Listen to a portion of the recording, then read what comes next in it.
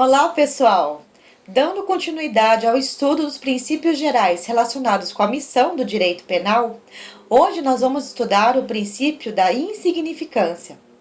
Eu sou a Cristina, professora de Direito Penal. Mas antes de ver esse vídeo, curta o nosso canal e se inscreva!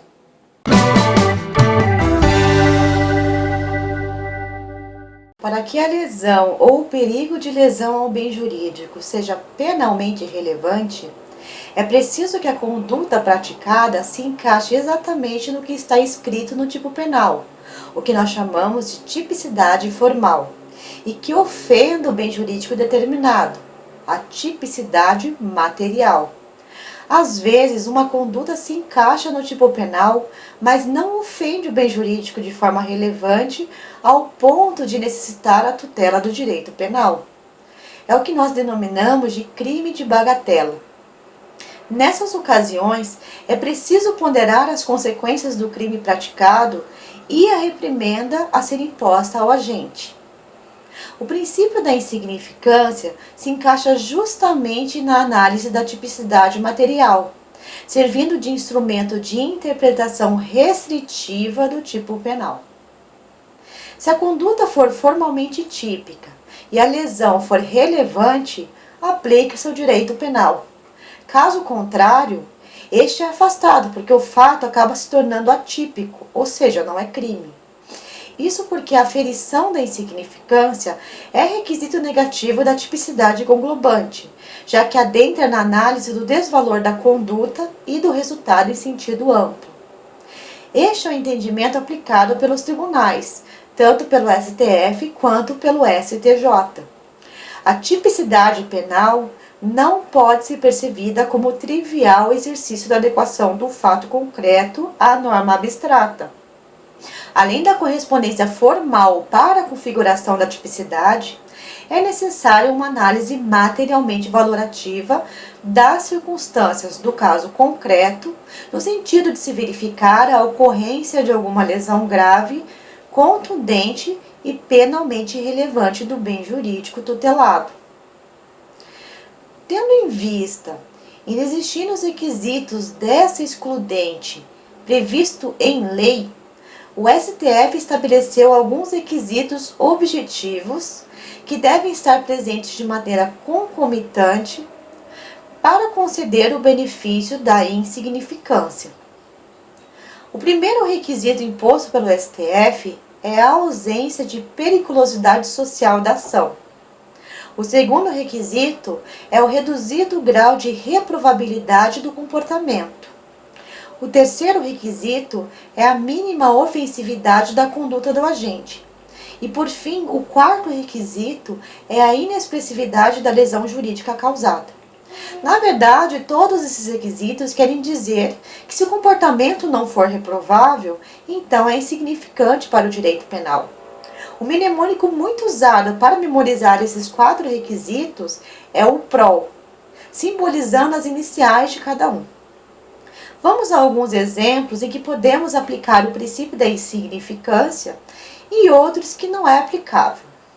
Bom, o primeiro exemplo seria o seguinte: o agente subtrai para si um pacote de bolacha no valor de R$ 3,50 de um grande supermercado. Aplica-se ou não o princípio da insignificância?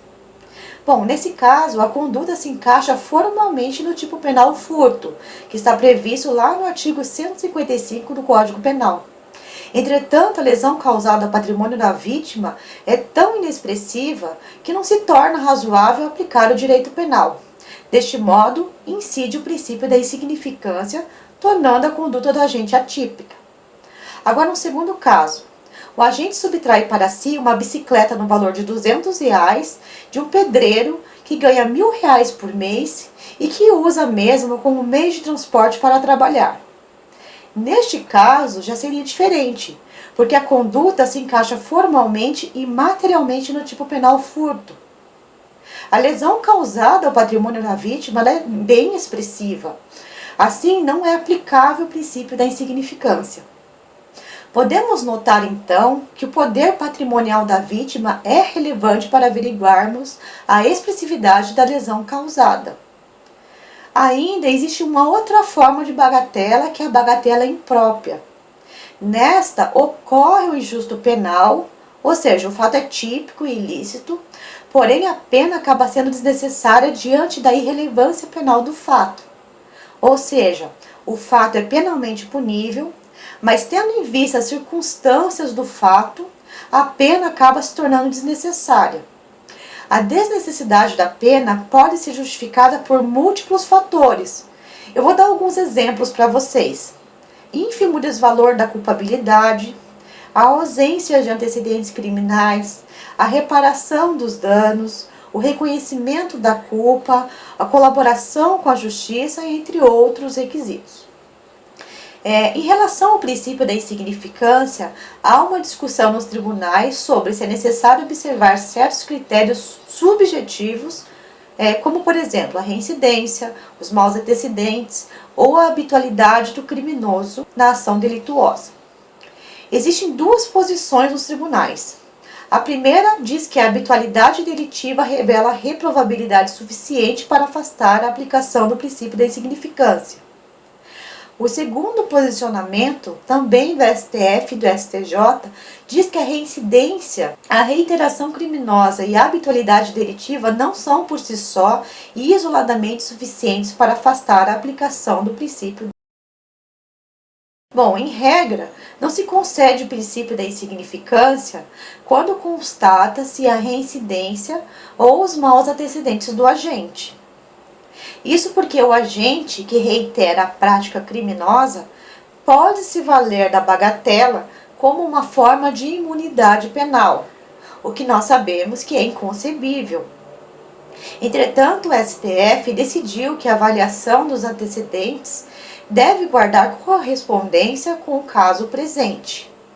Ou seja, se o agente responde por furto e antes cometeu lesão corporal, os fatos não se relacionam, podendo colher a tese da insignificância.